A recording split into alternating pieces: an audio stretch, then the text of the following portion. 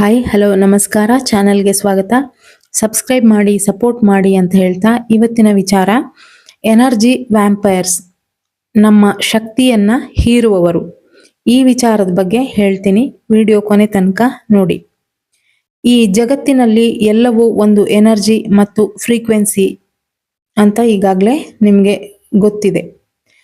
ನಮ್ಮ ಜೊತೆ ಮಾತನಾಡುವ ಪ್ರತಿಯೊಬ್ಬರು ನಮ್ಮ ಶಕ್ತಿಯನ್ನ ಹೆಚ್ಚಿಸಬಹುದು ಅಥವಾ ಹೀರಬಹುದು. ಕೆಲವರ ಜೊತೆ ಮಾತನಾಡಿದ ಬಳಿಕ ದಣಿವು, ಒಂಥರ ಸುಸ್ತು, ಒಂಥರ ಕಿರಿಕಿರಿ, ಇದು ಕೋಇನ್ಸಿಡೆನ್ಸ್ ಅಲ್ಲ, ಅದು ಎನರ್ಜಿ ಎಕ್ಸ್ಚೇಂಜ್ ಅಥವಾ ಶಕ್ತಿಯ ಅದಲು ಬದಲು. ನಮ್ಮ ಮನಸ್ಸು ಅಶಾಂತವಾಗ್ತಿದೆ ಅಂದ್ರೆ ನಮ್ಮ ಫ್ರೀಕ್ವೆನ್ಸಿಯಲ್ಲಿ ಏನೋ ವ್ಯತ್ಯಾಸ ಉಂಟಾಗಿದೆ ಎಂಬ ಸೂಚನೆ. ನಮ್ಮ ಜೀವನದಲ್ಲಿ ಕೆಲವರು ಇರ್ತಾರೆ, ಅವರ ಜೊತೆ ಒಂದು 10-15 ನಿಮಿಷ ಮಾತಾಡಿದ್ರೆ ಸಾಕು, ಮನಸ್ಸು ದಣಿದು ಹೋಗುತ್ತೆ, ದೇಹ ಭಾರವಾಗುತ್ತೆ, ಜಪ ಧ್ಯಾನ ಮಾಡಲು ಮನಸ್ಸು ಬರೋದಿಲ್ಲ. ಇವರು ಅತೀಂದ್ರಿಯ ಪ್ರಾಣಿಗಳಲ್ಲ, ಇವರು ನಮ್ಮ ಸುತ್ತಲಿನ ಸಾಮಾನ್ಯ ಜನರೇ. ಆದ್ರೆ ಅವರಿಗೆ ಗೊತ್ತಿರಲ್ಲ, ನಮ್ಮ ಭಾವನಾತ್ಮಕ, ಮಾನಸಿಕ ಮತ್ತು ಪ್ರಾಣಶಕ್ತಿ ಇವರತ್ರ ಮಾತಾಡೋದ್ರಿಂದ ಕುಗ್ಗತ್ತೆ. ಶಕ್ತಿ ಅಂದ್ರೆ ಏನು ಅಂತ ನೋಡಿದ್ರೆ, ನಮ್ಮ ದೇಹದ ಸುತ್ತಲೂ ಒಂದು ಸೂಕ್ಷ್ಮ ಶಕ್ತಿ ಕ್ಷೇತ್ರ ಇದೆ. ಅದನ್ನೇ ಆರಾ ಅಂತಾರೆ ಅಥವಾ ಅಭಾಮಂಡಲ ಅಂತಾನೂ ಕರೀತಾರೆ, ಅಥವಾ ಬಯೋ ಎನರ್ಜಿ ಫೀಲ್ಡ್ ಅಂತ ಕರೀತಾರೆ. ಇವು ಶಕ್ತಿ ಕ್ಷೇತ್ರ ದುರ್ಬಲವಾದಾಗ ಅತಿಯಾದ ಯೋಚನೆ, ದಣಿವು, ನಕಾರಾತ್ಮಕತೆ ಹೆಚ್ಚಾಗುತ್ತೆ. ಇನ್ನು ಈ ಶಕ್ತಿಯನ್ನ ಹೀರುವವರು ಅಥವಾ ಎನರ್ಜಿ ವ್ಯಾಂಪೈರ್ಸ್ ಯಾರು ಅಂದ್ರೆ, ಇವರು ನಿಮ್ಮ ಸುತ್ತಮುತ್ತಲೂ ಇರುವವರೇ, ಬೇರೆ ಕಡೆಯಿಂದ ಬರುವ ಶಕ್ತಿಯಲ್ಲ. ನಮ್ಮ ಹತ್ರ ಯಾವಾಗಲೂ ತಮ್ಮ ಸಮಸ್ಯೆಗಳ ಬಗ್ಗೆ ಮಾತ್ರ ಮಾತಾಡುವವರು. ನೀವು ಏನಾದರೂ ಒಳ್ಳೆ ಕೆಲಸ, ನಿಮ್ದು ಏನಾದರೂ ಆಸೆ ಕನಸುಗಳನ್ನ ಅವರ ಹತ್ರ ಹೇಳಿದ್ರೆ ಅದಕ್ಕೆ ಏನಾದರೂ ನೆಗೆಟಿವ್ ಮಾತಾಡುವವರು. ನಿಮ್ಮ ಯಶಸ್ಸನ್ನ ಕಂಡು ಅಸೂಯೆ ಪಡುವವರು, ಯಾವಾಗಲೂ ಡ್ರಾಮಾ ಸೃಷ್ಟಿಸುವವರು. ಅವರ ಕಷ್ಟ ನಿಮ್ಮ ಹತ್ರ ಹೇಳ್ಕೋತಾರೆ, ಬದಲಾಗಿ ನೀವೇನಾದರೂ ಈ ತರ ಮಾಡು ಎಲ್ಲ ಸರಿ ಹೋಗುತ್ತೆ ಅಂತ ಹೇಳಿದ್ರು ಯಾವುದೇ ಆಕ್ಷನ್ ತಗೊಳ್ಳದೇ ಇರುವವರು. ಇನ್ನು ಹೆಚ್ಚು ಅವರಿವರ ಬಗ್ಗೆ ಗಾಸಿಪ್ ಮಾಡೋದು ಮಾಡ್ತಾ ಇರ್ತಾರೆ.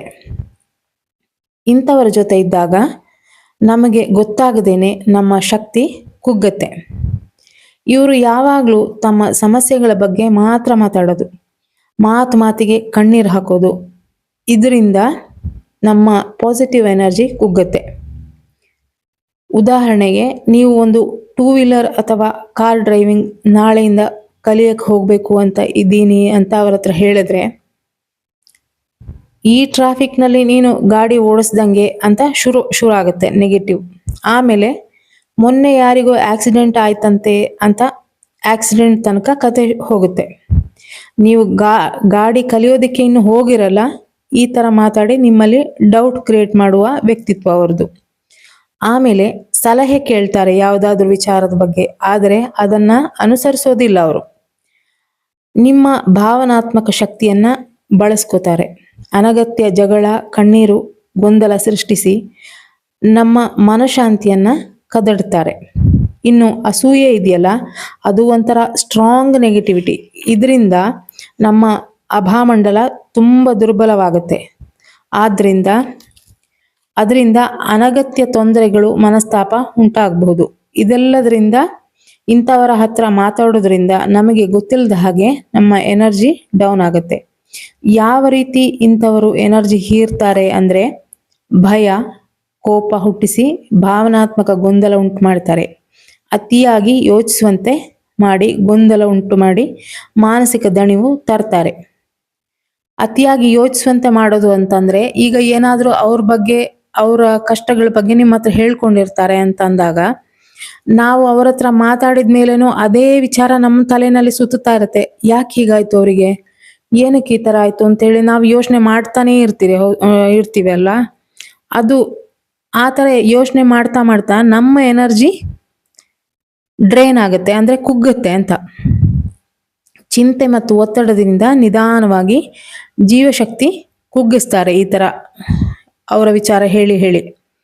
ಇನ್ನು ಶಕ್ತಿ ಹೀರುವ ಲಕ್ಷಣಗಳು ಯಾವುದು ಅಂತಂದ್ರೆ, ಇವರ ಜೊತೆ ಮಾತನಾಡಿದ ನಂತರ ಅಸಹಜ ದಣಿವು, ಮನಸ್ಸಿಗೆ ಒಂಥರ ಕಿರಿಕಿರಿ, ತಲೆ ಭಾರವಾದ ಅನುಭವ, ತಲೆನೋವು ಬರೋದು, ಆತಂಕ, ಆಸಕ್ತಿ ಕಡಿಮೆ ಆಗೋದು, ಜಪ ಧ್ಯಾನದಲ್ಲಿ ಏಕಾಗ್ರತೆ ಕಡಿಮೆ ಆಗೋದು ಇವು ಕಂಡು ಬಂದರೆ ಶಕ್ತಿ ಹೀರುವ ಸೂಚನೆ.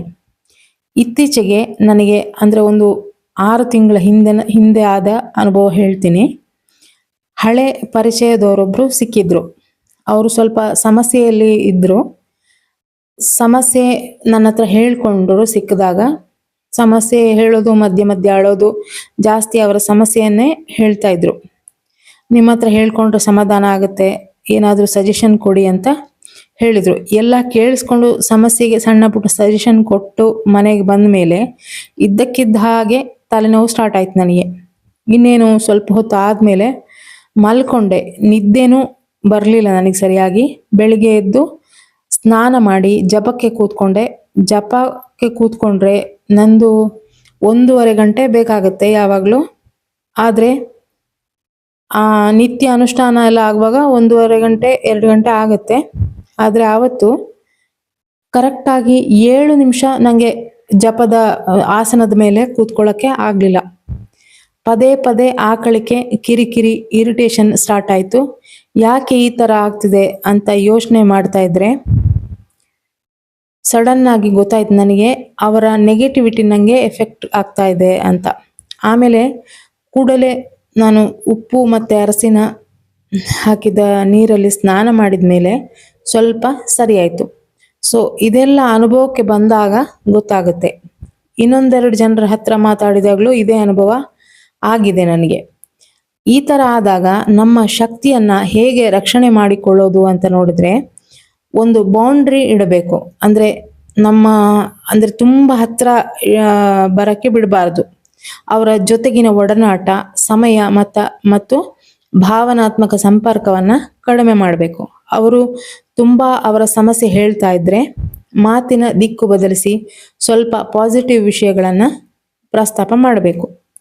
ಮನಸ್ಸಿನಲ್ಲಿ ನಿಮ್ಮ ಇಷ್ಟ ದೇವರ ಮಂತ್ರವನ್ನು ಮೌನವಾಗಿ ಜಪಿಸಿ. ಇದು ಒಳಗಿನ ಕವಚದಂತೆ ಕಾರ್ಯನಿರ್ವಹಿಸುತ್ತೆ. ತೀರಾ ನೆಗೆಟಿವಿಟಿ ಅನುಭವಕ್ಕೆ ಬರ್ತಿದ್ರೆ ನಾನು ಆಗ ಹೇಳಿದ ರೀತಿ ಉಪ್ಪು ಅರಸಿನ ಹಾಕಿದ ನೀರಿನಿಂದ ಸ್ನಾನ ಮಾಡಬೇಕು. ಕಣ್ಣು ಮುಚ್ಚಿ ನಿಮ್ಮ ಸುತ್ತ ಒಂದು ಬೆಳಕಿನ ವಲಯ ಇದೆ ಎಂದು ಕಲ್ಪಿಸಿ ಅದು ನಿಮ್ಮನ್ನು ರಕ್ಷಿಸುತ್ತಿದೆ ಅಂತ ವಿಜುವಲೈಸ್ ಮಾಡಬೇಕು. ಯಾವ ನೆಗೆಟಿವ್ ಎನರ್ಜಿ ಆ ಬೆಳಕಿನ ವಲಯ ದಾಟಲು ಸಾಧ್ಯವಿಲ್ಲ ಅಂತ ದೃಢವಾಗಿ ನಂಬಿ ವಿಜುವಲೈಸ್ ಮಾಡಬೇಕು. ನಿದ್ರೆಗೆ ಮೊದಲು ಇಂದು ನನ್ನಿಂದ ಹೊರಹೋದ ಎಲ್ಲ ಶಕ್ತಿ ನನ್ನ ಕಡೆ ಮರಳಿ ಬರಲಿ, ಯಾವುದೇ ನಕಾರಾತ್ಮಕ ಶಕ್ತಿ ಇದ್ರೆ ನನ್ನಿಂದ ಹೊರ ಹೋಗ್ಲಿ ಅಂತ ಮನಸ್ಸಿನೊಳಗಡೆ 5 ಸಲ ರಿಪೀಟ್ ಮಾಡಿ ಹೇಳಬೇಕು. ಇದರಿಂದ ಸಬ್ಕಾನ್ಷಿಯಸ್ ಮೈಂಡಿಗೆ ಅದು ರೀಚ್ ಆಗುತ್ತೆ. ಮತ್ತು ಇನ್ನೊಂದು ವಿಚಾರ, ಈ ಎನರ್ಜಿ ಲೀಕ್ ನಮ್ಮೊಳಗೆ ಕೂಡ ಇರಬಹುದು. ಅಂದರೆ ಕೆಲವೊಂದು ಸಿಚುವೇಶನ್ಗಳಲ್ಲಿ ಎನರ್ಜಿ ಹೀರುವವರು ಹೊರಗಿನವರೇ ಅಲ್ಲ, ನಮ್ಮ ಒಳಗಿರುವ ಗಿಲ್ಟ್, ಅತಿಯಾದ ಯೋಚನೆ, ಪೀಪಲ್ ಪ್ಲೀಸಿಂಗ್ ಪರ್ಸನಾಲಿಟಿ, ಅಂದರೆ ಇತರರನ್ನ ಖುಷಿಪಡಿಸಲು ಅವರಿಗೆ ಖುಷಿಯಾಗಲಿ ಅಂತ ತಮ್ಮ ಸ್ವಂತ ಅಗತ್ಯಗಳನ್ನು ಮತ್ತು ಭಾವನೆಗಳನ್ನು ಕಡೆಗಣಿಸುವ ಸ್ವಭಾವ, ಇನ್ನೊಬ್ಬರಿಗೆ ಬೇಸರ ಆಗತ್ತೆ ಎಂಬ ಭಯದಿಂದ ಇಷ್ಟವಿಲ್ಲದ ಕೆಲಸಕ್ಕೂ ಒಪ್ಪಿಕೊಳ್ಳೋದು, ತಮ್ಮ ಆರೋಗ್ಯ, ವಿಶ್ರಾಂತಿ, ಸಮಯ ಎಲ್ಲವನ್ನ ತ್ಯಾಗ ಮಾಡೋದು. ಇದರಿಂದ ಮಾನಸಿಕ ಸುಸ್ತು, ಆತ್ಮಗೌರವ ಕುಸಿತ, ಶಕ್ತಿಯ ಕೊರತೆ, ಒಳಗಿನ ಕೋಪ ಎಲ್ಲ ಪರಿಣಾಮಗಳು ಬರುತ್ತೆ. ಇದರಿಂದನೂ ನಮ್ಮ ಎನರ್ಜಿ ಲೀಕ್ ಆಗುತ್ತೆ.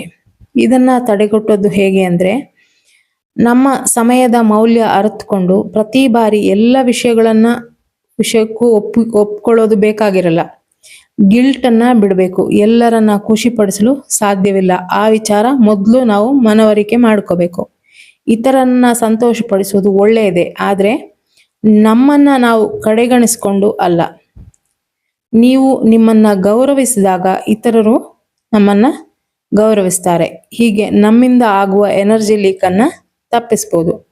ಆದರೆ ಈ ಎನರ್ಜಿ ವ್ಯಾಂಪೈರ್ಗಳಿಗೆ ಅವರ ಹತ್ರ ಆ ಎನರ್ಜಿ ಇರಲ್ಲ. ಸೊ ಈ ಥರ ಮಾತಾಡಿದಾಗ ಅವರ ಸಮಸ್ಯೆ, ಅವರ ಅಳುವನ್ನು ಹೇಳ್ಕೊಂಡಾಗ ಅವರಿಗೆ ಸ್ವಲ್ಪ ಸಮಾಧಾನವಾಗುತ್ತೆ. ಯಾಕೆಂದರೆ ನಮ್ಮ ಎನರ್ಜಿ ಅಲ್ಲಿಗೆ ಎಕ್ಸ್ಚೇಂಜ್ ಆಗಿರುತ್ತೆ.